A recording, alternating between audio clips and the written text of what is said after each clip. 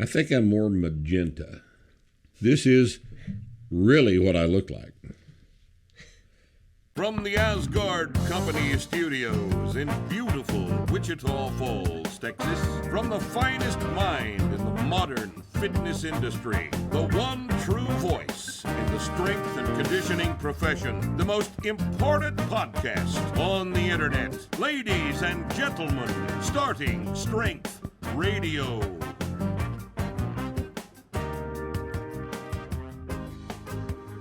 Welcome back to Starting Strength Radio. It's Thursday. No, it's not Thursday. It's Friday. Friday's the day for Starting Strength Radio. So if you're hearing us for the first time, it's Friday. Now, actually, it is Thursday. We're filming this on the Thursday. Filming this the Thursday after the election. In fact, it's November the 5th that we're filming this. You won't see this for about a week. God knows what will have happened in the period of time between right now and when you're actually seeing this. I'm not going to talk too much about this today, but this is the most fucked up thing that's happened in the politics of the United States since the inception of the country. And I don't know what to do here. The only thing that you and I as individuals can do is take care of our own day. That's all we can do. These people are trying to take the republic away from us. They're trying to show us that they're in charge and we just live here. They may get it done, too. We'll just have to see. We'll just have to see who has the balls. But this is an occasion that calls for some balls, and I'm not optimistic.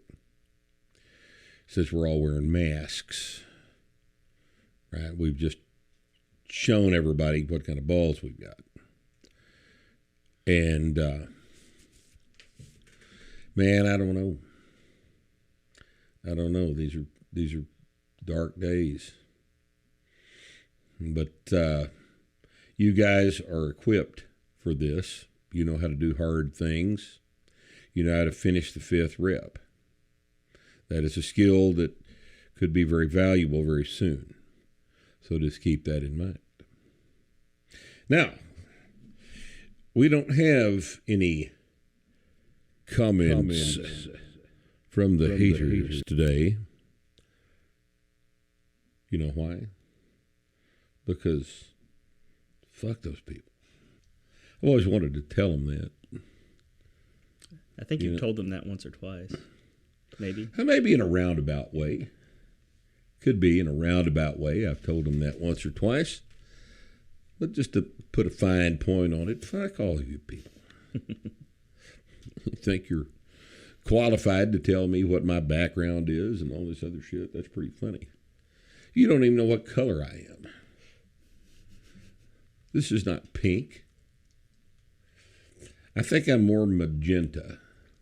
This is really what I look like right now. And then the picture that you normally have of me where I'm pink is post-production. That's actually post. That's actually post, yeah. Right? You know, I had a little article out recently about how starting strength, the little method we've developed, is different than everything else. And I thought, well, today we would just discuss this, discuss the origin of the method and this sort of thing with you. And I'll just remember as much of this as I can. But see, the tendency is when you see a finished product, you see a nice, tight, well-organized finished product, your assumption is that the process by which this nice, tight, organized, finished product came about was in itself nice and tight and organized. And very few things are like that at all. In this particular instance, the starting strength method is the result of my 43 years under the bar. I started training with weights when I was in college. I was probably 20. And, I was probably 20. I'm 64 now, so that's been about 44 years ago. I started out at Midwestern, where I was going to school. And, I'd gotten in a fight, and it didn't go the way I wanted it to. And young men are motivated by loss, things like that. So I decided, I better go ahead and start working out a little bit. I had absolutely no idea what the hell to do. None. I didn't know what the machines were in the room. I didn't know what the bars were for. I didn't know anything at all about it. The Midwestern weight room had a few little simple things. Had an old Universal Gladiator, if you've ever seen one of those 4-station Universal machines. And it had one of the old narrow gauge wall mounted York power racks in the other room. Those were made out of pipe. There's 2 uprights and little bitty narrow gauge pins. Oh, there wasn't 6 inches between those uprights. And we squatted off of that. And, just wandered up there the first day. Had no idea what to do. I just sat down and amused myself on a few of the machines and just operated some things, put some weight on and threw it around and stuff. Kind of like you do right now, kind of like you do at Gold's Gym right now, just fucking around, exercising. I was taking some exercise. And I certainly as hell did not know what to do. I didn't have anybody to show me what to do. Now, later on, I ran into a guy up there. It was a professor at school up there. And he didn't know any more about it than I did, but he, had to behave as though he did because that's just what professors do. And so we were doing stupid shit. We were doing stupid shit, doing half squats, and I think we did some deadlifts. I had no idea about any aspect of the right way to do any of these things. Did not even have an idea that there was a right and wrong way to do this. Kind of like you right now. And it, it's just like,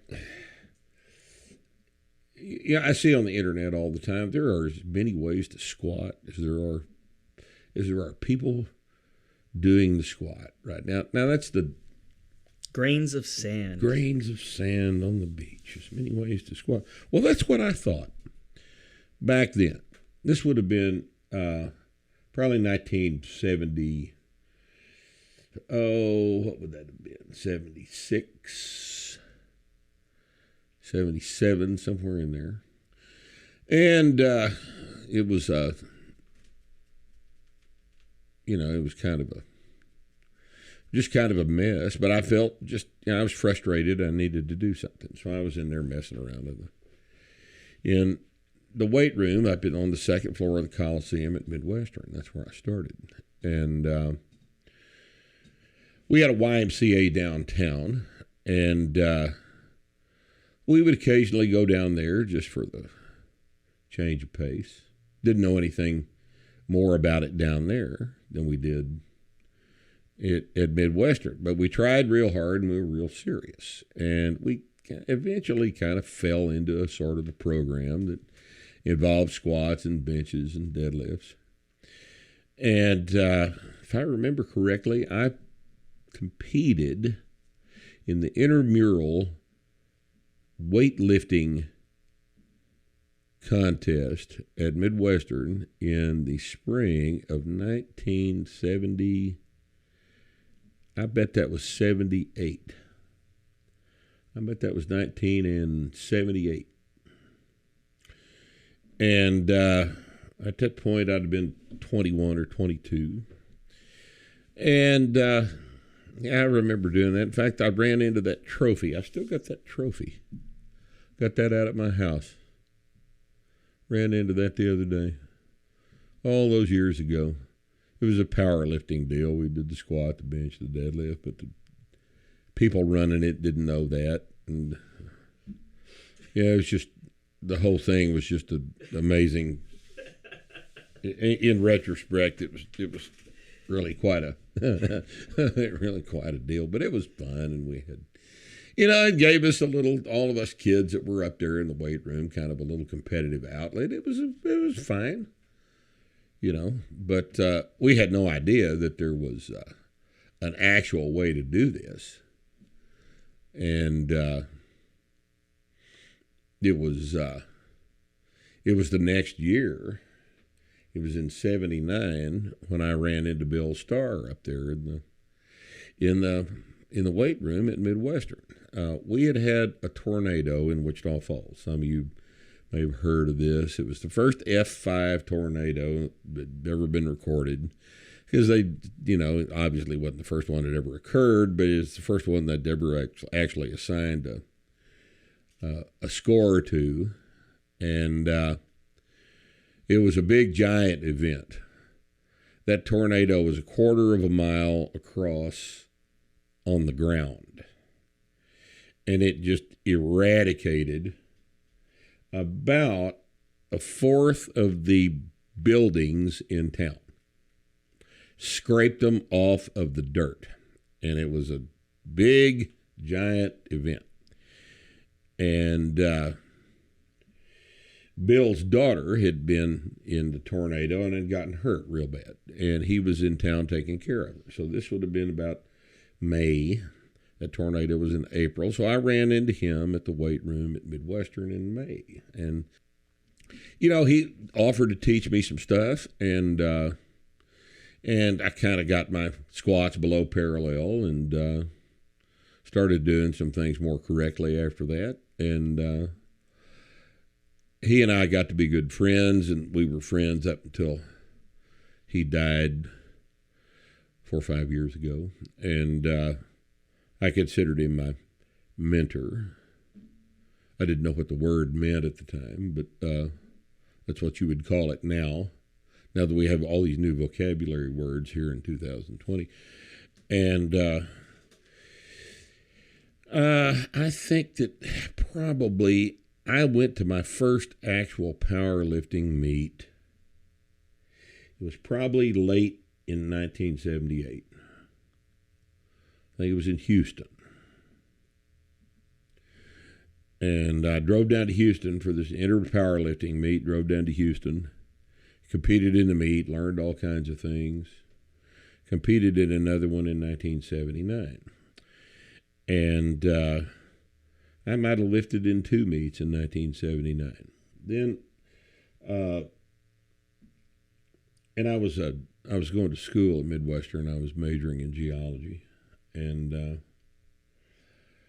had taken some courses in anthropology, and I was just kind of basically fucking around out there, and didn't really. I had probably had some idea that I would be in petroleum geology, because at the time I did not know how hard the field of petroleum geology was to work in, because the oil business is an unforgiving market. It's boom, bust, boom, bust. During the booms, geologists get hired. During the busts, geologists sell cars. And I didn't know anything about selling cars, and I moved to Colorado in, that would have been in April of 1980. I moved to Colorado. And I was in Colorado a couple of years, and worked up there for a guy that I, in fact, just got off the phone with here a minute ago, amazingly enough. And kind of got some miles under my feet and decided to move back to town in 81, in the fall of 81. So I started back to school in the fall of 81 with the intent of finishing my degree, which I finished in 1983. But I had not really decided at that point that I was going to do this for a living, what you know that I do now. I'd had a job in a health club in Canyon City while I was in Colorado. Spent really most of that was a couple of months. I spent most of my time in Colorado horseback, and when I came back, I came back with some horse business experience and kind of messed around with that for many, many years thereafter. But I decided I was going to finish the degree. Got through with school in 1983, and the bottom fell out of the oil market. The price of oil went from $37 a barrel, which 40 years ago was a lot of money. It was a very hot, heated up market, and everybody was making a whole bunch of money. It dropped down to like $3. Some insane thing like that. There was a glut in the market, and this was with conventional production. Before fracking, there was a glut in the market because the world's population at that time was not nearly what it is now, and they had actually managed to figure out a way to overproduce oil. So that potential for a career dried up immediately. Now, I was training here in Wichita Falls, and I was trained pretty seriously. This is back when I was a competitive lifter, and I'd been in lots of meets by that point, and was very, very serious about my training. And then in April of 1984, I got the opportunity to buy the gym. And it was Anderson's gym. David Anderson owned it at the time, and I bought the gym from him and opened it as Wichita Falls Athletic Club on April Fool's Day, 1984. And I was at the time had a yard business. I was mowing yards. I was making decent money mowing yards. Had a little truck, went around town, had 15 or 20 yard accounts. I made pretty good money. My overhead was low. And I was interested in my training. So I thought at the time, well, all right, let's just buy the gym. And I'll just work the gym in with my yard business. And I got, in fact, I got my first member the day I opened the gym. First member came in that first day. Second member came in the second day. That second member was our friend Mike Morrison, who still trains with us to this day. And, we just showed people. What I knew how to do was powerlifting, all right? And the gym was a black iron gym. It was a barbell gym. There was a few machines, but by and large, it was primarily barbell. So I started off in the gym business teaching people how to do free weight barbell exercise. That's what from the first day that I worked my own gym, I was showing people how to do the movements. Now, I didn't know how to show them how to do the movements, but that didn't keep me from showing them anyway. And you know the type, don't you? You know the type, the personal trainer at Gold's that thinks he knows all about how to show you how to squat, and you end up about 8 inches above parallel with your chin looking up at the ceiling and stuff. I don't remember how I showed people how to do those movements back then, probably because I have purged it from my memory just out of embarrassment. But I'm not a stupid person. I'm not the brightest guy in the world, but I'm not stupid. And one thing about people who are of, more than average intelligence is that they learn from their mistakes quite readily. And that's what I did. Every time I showed somebody how to squat, how to deadlift, how to bench press, and it wasn't until later that I started using the press, but every time I showed them one of the basic barbell exercises, I took note of what part of the explanation made sense. I compared it to my own movements in the squat, and it took quite a while, even under those circumstances, to develop a way to teach these exercises. And at the time, I had some machines in the gym, and I thought, well, hell, I've got them. I've got to use them. So I would put leg extensions and leg curls into the programming because, I bought them. Here they are. I got to get some use out of the damn things. And over the years, they got less and less use. And, people coming in doing their own workouts that throw them in. But I've got to the point where the last 10 years that I owned those machines in the gym, I didn't use them in my programming at all. I had realized over time, over training hundreds and hundreds of people on these movement patterns, that you keep the things that work and you get rid of the things that don't work. Rip, during this time, were you teaching a high bar squat? Probably. Yeah. Probably. I probably was. Because I didn't know any better. I have since learned better. And during the process of teaching more and more and more people how to squat, I finally realized that you've got to use your hips, that you've got to drive with your hips out of the bottom of the squat. Furthermore, that everybody that squats heavy does it that way. And that if you're going to drive your hips up out of the bottom, you've got to put the bar lower than on the top of your traps. It just dawned on me one day that this is where it goes. There's a shelf back there. That's what I called it even at the time. Put it on the shelf, the posterior delts. That happened fairly early. But I didn't realize the significance of it till later.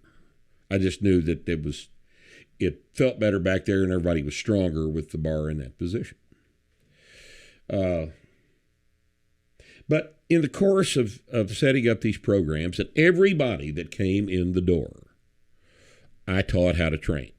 Everybody that was a member that did not specifically tell me they wanted to do it their own way, and at that time I'd let them do that. But everybody else got taught how to squat, bench press, and deadlift. And again, I started using the press much later. I've had a lot of experience teaching people how to squat. I don't know anybody that's had more experience than I have in teaching the squat. I don't know that there's another coach on earth that's had more experience at teaching people how to squat than I have, just because of the sheer numbers of people I have dealt with, both in the gym and its seminars over the past 15 years. But at the time that I was developing the way we did our barbell programs in the gym business, one of the things that motivated me as a fledgling businessman was client retention. And I thought, I have a product here, and I still hadn't figured out all the nuances and all the things that I know about it now, but I did know that there was that the best way to handle membership was to provide value with the membership, not to bullshit, but to actually provide value. And the way I figured out how to demonstrate value was the numbers. So I started getting these little composition notebooks. You've seen them. They got kind of a modeled cover, and you get them for classes in college, and you keep a semester's worth of notes in the thing, and it's ruled paper, and they're like a quarter a piece or whatever the hell they were at the time. You get them on sale for a quarter. So I'd buy a bunch of them. And every time somebody joined the gym, I would make them up a book. And I'd write down the basic program, the list of the exercises, Monday, Wednesday, Friday, on the first page. And then I would turn over to the second page, and then I'd start keeping a day's log. And what I would do is put today's date at the top of the paper, and I would just make a narrow column of the day's exercises: squat, bench press, deadlift, lat pull downs, triceps, barbell curls, whatever I was going to have them do. And I'd write all these things down in a column. And we'd always start with a squat. Then we'd always move to a pressing movement. And then we would pull.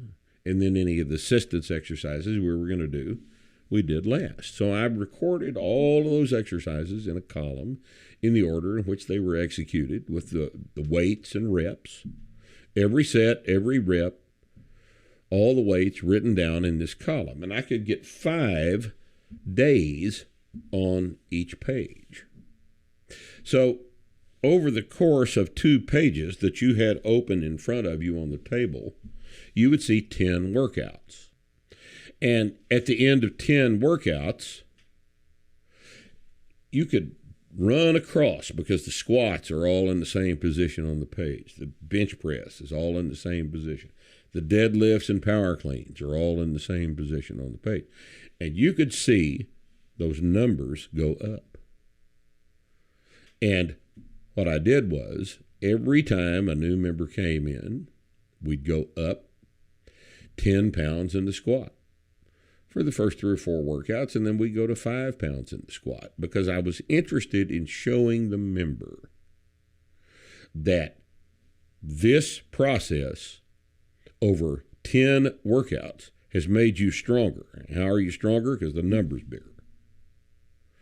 And that bigger number helps with client retention, because people want to see that they're not wasting their time and their money. All right. And at the time, these are not personal training clients. These are just gym members. When you joined my gym at the time, I'd work with you 3 or 4 times every time you came in. And then I'm there to supervise and make sure you're squatting below parallel and doing everything you're supposed to be doing, while not working with you as a personal training client. I didn't just start doing personal training till much later. So you're saying that things haven't changed too much? That's exactly right. Yeah. I kind of do the same thing now. And except that now I don't have any personal training clients at all. And but I had a lot of clients there. After a while, I started taking on personal training clients, and I will say that you learn a lot from these people. Personal training clients and gym members are typically 2 different groups of people. Personal training clients need you more than the gym members do. You teach the gym members what to do, and then you just kind of give them some pointers every once in a while and keep them on track, and they're fine by themselves. But the personal training clients typically hire you because they don't want to learn about this. They just want you to do it for them because they got other shit to do. I understand that completely. I trained a lot of doctors. They're just busy, and they don't have time to learn my job. So I did it for them, and they paid me. And I think most everybody in this business finds that that's the case even now. And the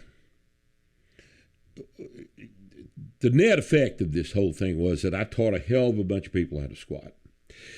And I taught a lot of people how to squat while not knowing how to teach them how to squat.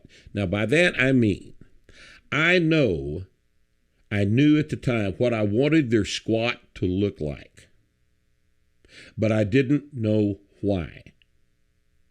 I knew what it should look like. I knew what their deadlift should look like, but I didn't know why it should look that way. The same thing on the bench press. I knew what to look for, but I didn't know how to explain what I wanted to look for. Now I know how to explain all of that because I've had to learn how to do it. Because when we decided that we were going to publish this book back in 2004, when I started writing it, I had to start thinking more about why instead of what. I already knew what. I knew what a deadlift needed to look like. But the process of going from writing the first edition in 2004 to last week has been one of refinement and reconsideration and reanalysis and perfection and learning how to explain things more concisely, learning which explanations made mathematical sense and which didn't, learning the physics, learning the mechanics.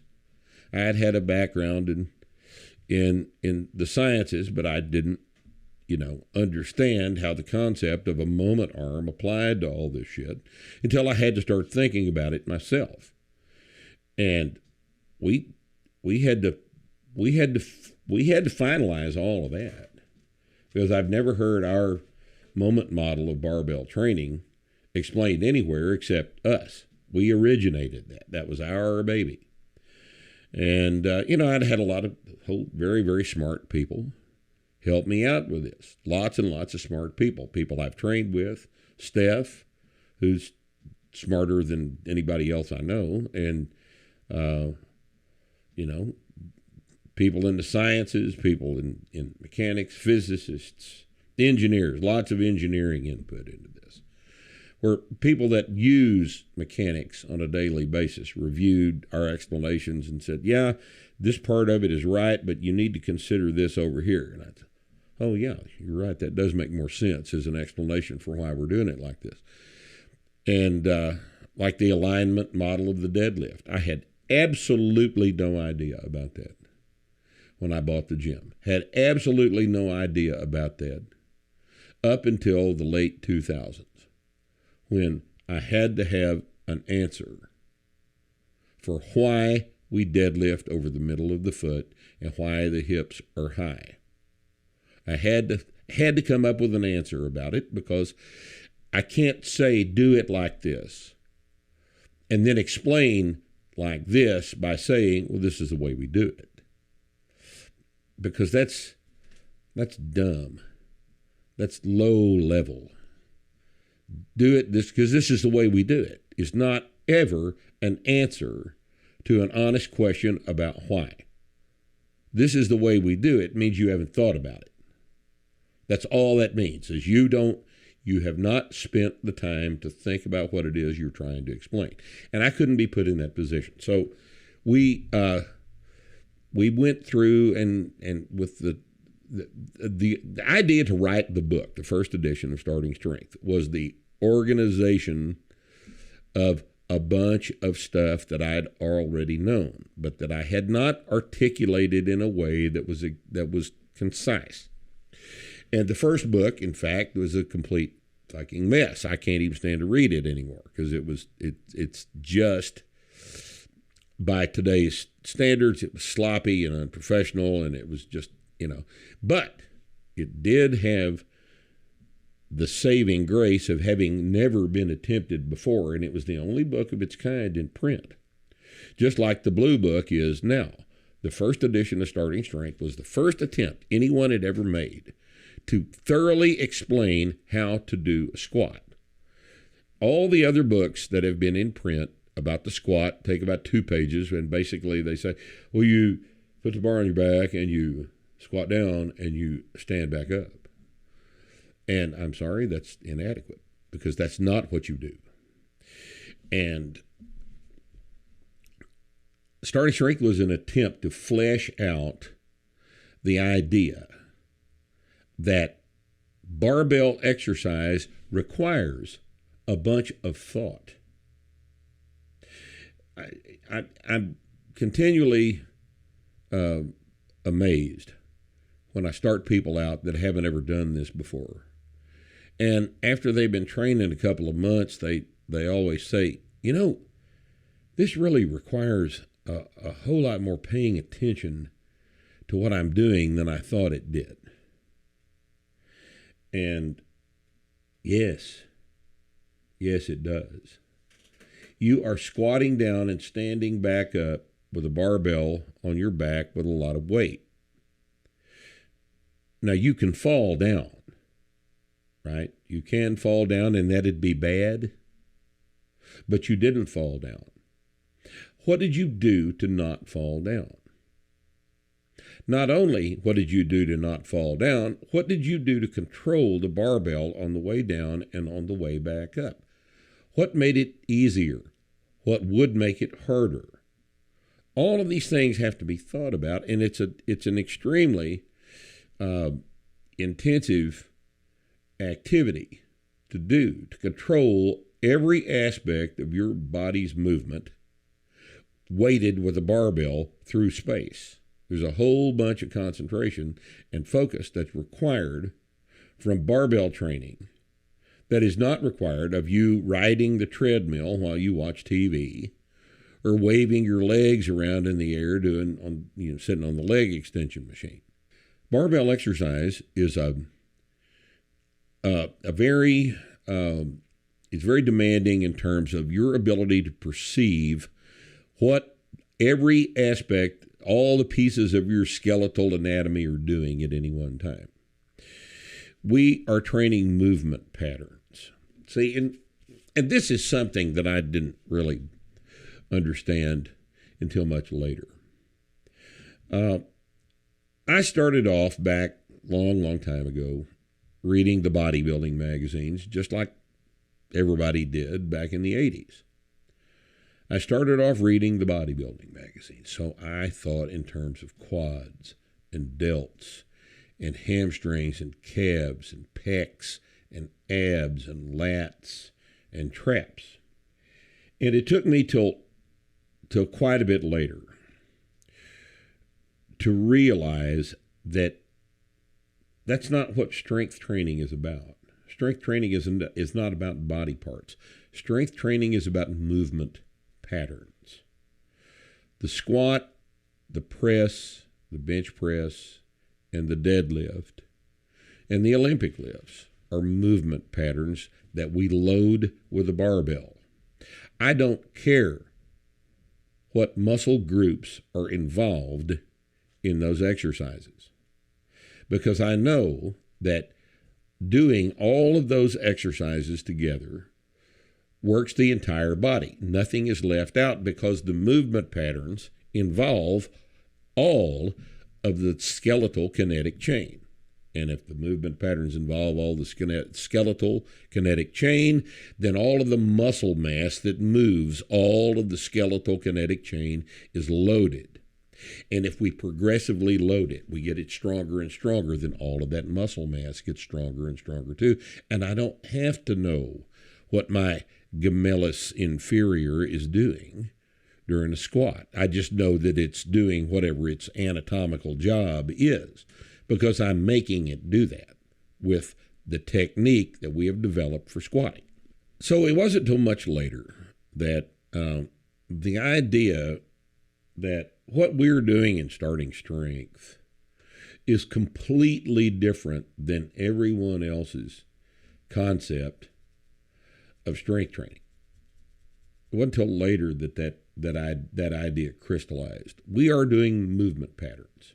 We're loading movement patterns. But when I first started off, I didn't think that way. I thought like you do. I thought just like you do. When I squat, I'm doing quads. There is so much more to the squat than quads. It's just absolutely fascinating that a person could still think that squats are about quads. I don't know how you leave out all of the important things that we're actually doing under the bar by thinking about your quads. It's bizarre to me. You're squatting down and standing back up. Your entire skeleton is in movement. The whole thing's in motion. And you're worried about your quads. I mean, that's, but look, it took me a while to get here too. So I understand. But you've got to get past that idea. Now, how did I get past that idea? I wrote the book. I had to, when you sit down to write a chapter of a book, what happens is you begin to just organize your thoughts as you type. And some of you that are authors may do it a different way, but what I found to be the case is that I will write a sentence and then I'll flesh that sentence out into a paragraph, and then I'll reread the paragraph and I'll say, there's a better way to say that, and I'll retype a couple of the sentences, and then it'll dawn on me that, that's not really what I'm trying to say, but let me change this, and now that's exactly right, and I've taught myself something. Authors, I think, those of you that have written, especially nonfiction writers, will all agree that you learn from writing, because the writing of the paragraph makes you organize the thoughts you have that started the paragraph off. And as you write it, it changes and it improves. And finally, little things begin to crystallize that are obvious now that you've thought about it. And that really sums up the process that I went through from opening the gym in 1984 to where we are right now. It was a crystallization process. All these ideas are floating around out there. Individually, they're all right. They're all correct one way or another. I may not see the pattern. I didn't see the pattern at the time.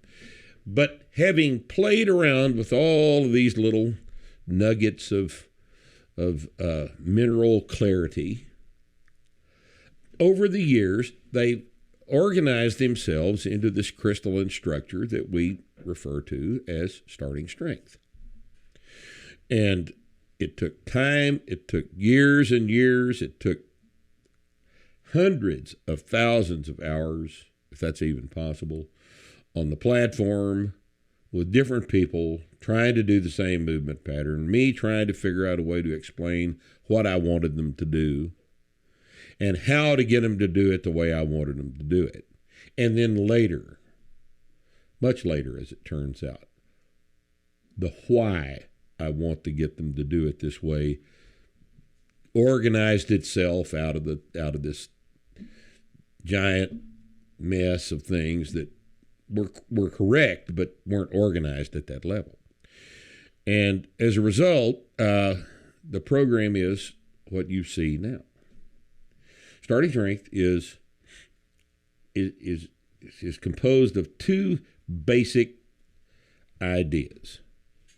One is the idea that there are optimal ways to acquire strength, and that the optimal way to acquire strength is always with a barbell.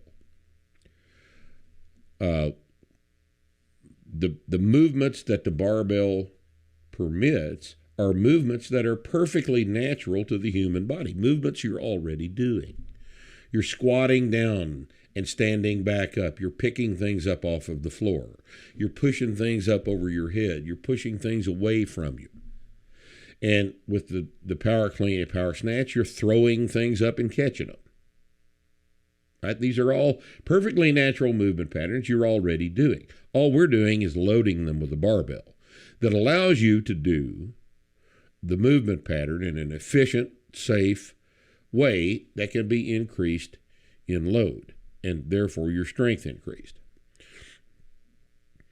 During the course of exploring the use of this method, what we've determined over time is that for the first 6 or 8 months of your training, if you don't come into the gym and do anything except squat, press, bench press, deadlift, and power clean, you're going to get stronger if you go up every time. And that triceps and abs, sit-ups, back extensions, barbell curls, wrist curls, knee extensions, leg curls, all of the stuff that constitutes the typical floor of a commercial gym, all of that shit is not necessary, because those are the movement patterns you can't make go up for 6 or 8 months every workout. You cannot increase your barbell curl every time you come in the gym for 6 to 8 months. But you can increase your deadlift. So what you're going to do is worry about your deadlift and leave barbell curls till later, right? You can't go up on the pec deck machine every time you come in the gym. And if you try to go up on the pec deck machine, what's going to happen is your bench press is going to suffer, because your bench press can go up every time you come to the gym. What is a pec deck machine? Pec deck. You ever seen a pec deck? Never heard of it. That's where you sit in the machine and go like this. I called that the hugging machine. The huggy machine? Yeah, because it makes you really good at giving hugs. Well, it's kind of like the adductor abductor machine for your. That's the yes no machine. No. Yes no, yes no, right? Those things can't go up every workout, and if they can't go up every workout, you don't need to do them, because time is money. All right. If everything else in your barbell training program is going up every workout, then all of that other shit is getting strong too, without you having to do it. And making time in the workout to do stuff like that is expensive. It's expensive in terms of the amount of time you have available for the rest of the shit you're trying to get done. Not everybody is a 20-year-old college kid in the weight room at Midwestern with nothing else much to do.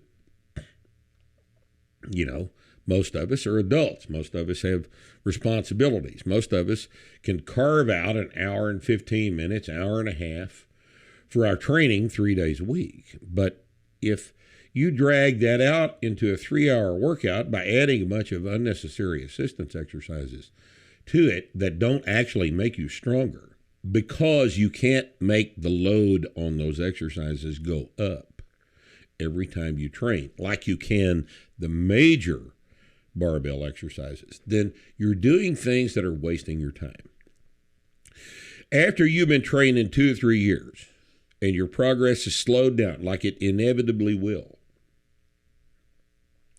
then you can do all that stuff you want, and you'll have a better feel by then about how much of it to do and how much time to devote to it. I don't have a problem with a guy doing barbell curls. It's fine. You know, if you want big arms, and big arms are useful, not just nice looking, barbell curls are the best way to get them. But you don't need to do that the first 6 to 8 months of your training, because your arms are going to get big anyway, because you're squatting and deadlifting and pressing and bench pressing and doing power cleans. Your arms are going to grow anyway. Now, if you don't understand that, it's because you haven't done it. This is not my opinion. Your arms are going to get bigger whether you train them directly or not, because of the other things you're doing. Your arms are going to grow. I know this, and you don't. If I were you, I would listen to me, okay? Because the first 6 to 8 months of anybody's training is the most productive time in your training history. More changes to your body will occur in that initial 6 to 8 month period if it's taken seriously and if it's done correctly than any other time in your life. That's when you go from a 185-pound deadlift to a 405 deadlift. That's when your squat goes from 135 to 365. That's when your bench press goes from 155 to 300. That's when your press goes from 95 to 185. These are all big, giant, profound increases in strength, and they're big increases in muscle mass. This is when you start to look different. This is the period of time that, if you do it correctly, is going to make the greatest amount of difference in both your strength level and your physical appearance than any other time in your training career, if you'll take it seriously. Now, taking it seriously brings us to point number 2 of starting strength. The first part was how to do the exercises and why. Which exercises, how to execute them. It's all in the book. Part 2 is how to program. And what we decided a long, long time ago was that this idea I had of the 10 workouts displayed in the training log was showing us something very important about human physical adaptation. Because back then, the dogma, and it was dogma, and it's still dogma when it's repeated mindlessly, is that the first 6 months of your training, you don't grow any muscle mass. You just make more efficient the muscle that's already there. The only person that could possibly say that with a straight face is someone who has never had a personal training client do squats, presses, bench presses, and deadlifts for 6 months. One of my favorite things is you need to get rid of the imbalances first. Get rid of the imbalances. You know what gets rid of imbalances? What's that? Getting your squat up to 405 gets rid of imbalances. Getting your perfectly executed, balanced squat up to 405 hunts down and murders imbalances, and nothing else does. Right? But this is all the dogma. And what we have done is completely blow past that, because what we always see is when a young man comes into the gym, 18-year-old kid comes into the gym, he's 5'11", he's 155. Every single time, if this kid does what we tell him to do, at the end of 6 months, you know, that period of time where you don't grow anything, you just get real efficient somehow, he's gained 30, 35 pounds of body weight, 27 or 8 pounds of which is muscle mass. This is normal. This is what we see. This is just what happens. I don't care what you learned in ex-phys in college, because in college you learn lots and lots of things that are bullshit. All right? I hate to break the news to you. Those of you that have been in college know what I'm talking about. Because this is a classic example of ex-phys bullshit. Exercise physiology, intro to exercise physiology, it's what they tell you. Oh, first 6 months of a strength training program, you just improve neuromuscular efficiency, and it's only till after that period of time that muscle mass starts to accumulate. All right, let me ask you a question.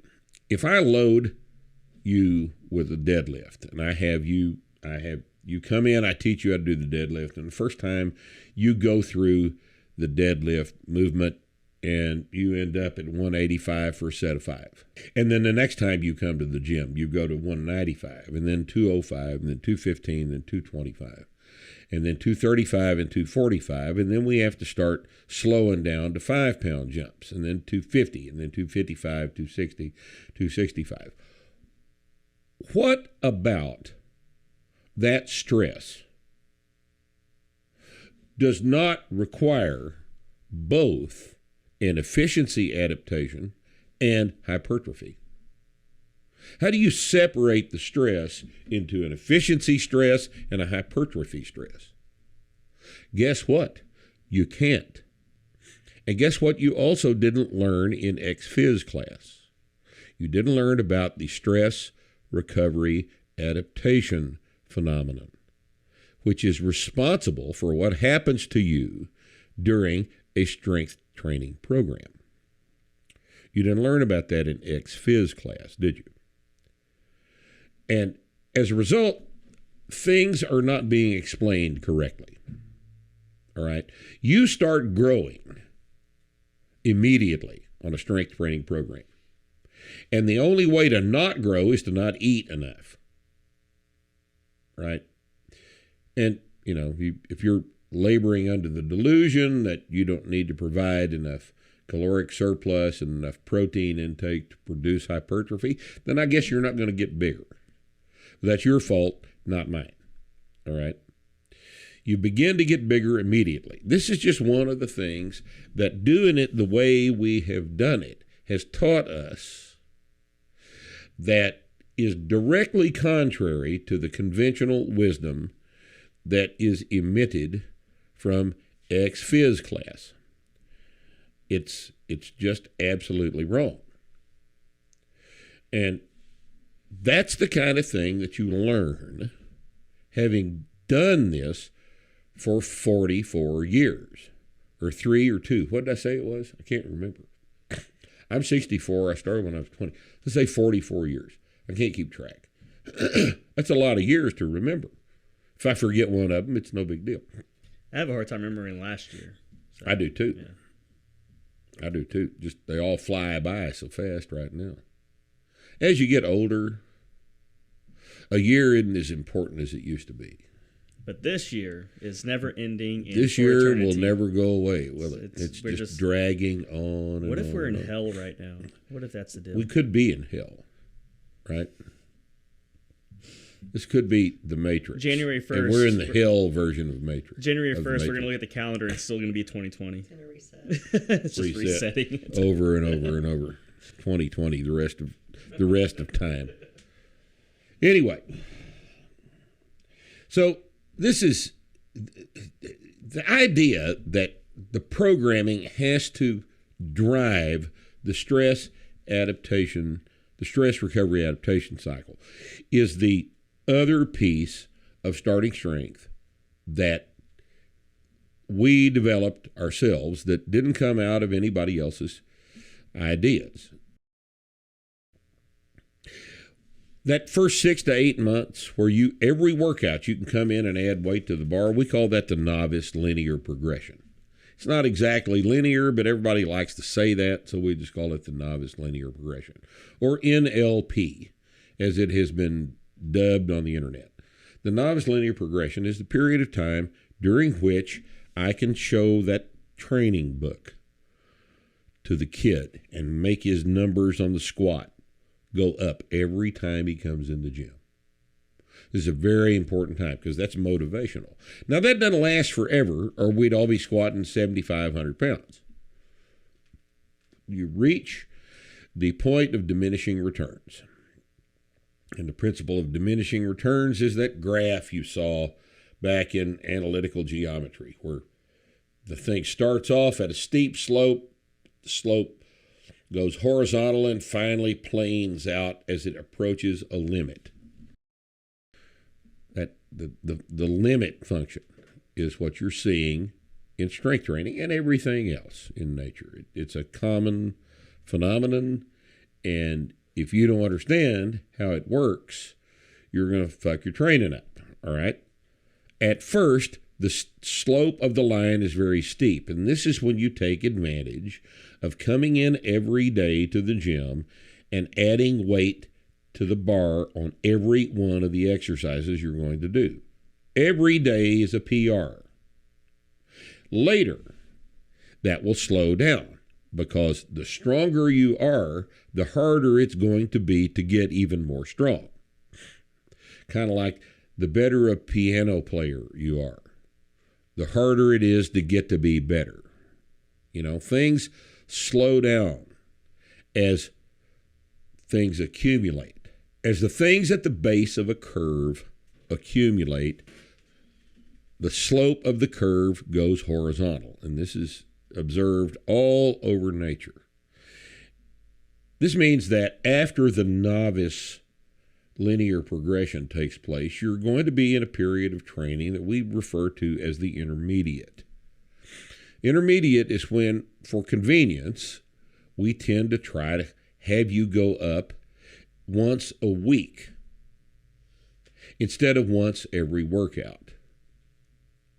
right? And then that period of time will last for anywhere from 1 to 3 years, depending on how diligent you are about controlling your programming. And then at some point, you're only going to be able to make PRs once a month, once every 2 months, maybe twice a year, depending on how advanced you are, and that's the advanced period. And once again, here's the slope of the line, all right? Now, we were the first ones to make this observation. As weird as that sounds, until Practical Programming for Strength Training, the first edition, was published in 2006, that observation had never been made. What we were dealing with back in the early 2000s is that periodization is the standard by which all strength training programs must apply. And by periodization, what they meant was undulating Matveyev periodization, where you hit a PR every 3 weeks or something like that. And when I tried to get a paper published with the NSCA in one of their shitty-ass journals, they rejected. I've still got these emails. It's funny to see them. I postulated that at first, progress goes very quickly. And then as progress slows down, programming must get more complicated. But at first, programming is simple. Simple programming, rapid progress, slower progress as you accumulate strength, more complicated programming. And finally, very complicated programming with just a little bit of progress over time if you're lucky, right? This was controversial. And I remember one of the reviewers, I turned in this paper. I think Lon and I wrote the paper, and we turned it into the probably Strength and Conditioning Journal. And one of the reviewers said, "You don't seem to understand periodization." That was his comment for rejecting the idea. You don't seem to understand the importance of periodization. And my response was, that's the point. You don't understand periodization. And, it's just pointless to argue with them. See, these people are academics. They know things that a gym owner can't possibly understand, right? Just a common gym owner can't possibly understand the things that these brilliant PhDs in ex-phys know. So, I messed with it a little bit and finally got it published as a little 400-word column in the thing, back when I thought it was important to play that game over there. And then we published Practical Programming. It's in its 3rd edition now. And it's sold more copies than any of their books ever has. We've made more people strong than anybody with a PhD in ex-phys has ever made strong. Because they just don't understand what it is they're supposed to be doing. And God damned if they're going to learn it from me, huh? I don't care, though. I'm not here because of them. I'm here because of you guys. If you want to get stronger, we offer the logic by which this can be accomplished. And it's never been refuted. You're calling me fat does not refute my argument. Has that occurred to you? Has it occurred to you that the fact that I'm pink or magenta doesn't refute my argument? I don't know. Maybe you think it has. Anyway, that's kind of a summary of the process by which we've gotten here. If this has prompted any questions that you might have, you're more than welcome to submit those to us for a Q&A, because we'll We'll do write-in Q&As where you submit questions, and we'll accumulate those and have a big stack of paper. On the table here, you've seen the programs, and, we're doing live call-in Q&As now, and something I've said may make you ask some questions, and I'd be glad to answer the things if you let us know. But anyway, I hope that kind of clears up some of the questions that you may have about the history of this program.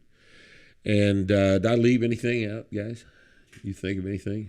I think that was pretty good. Bree, you got any questions?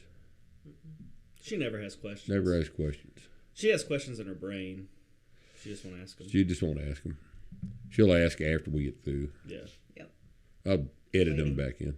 You're waiting for the microphone to be turned off.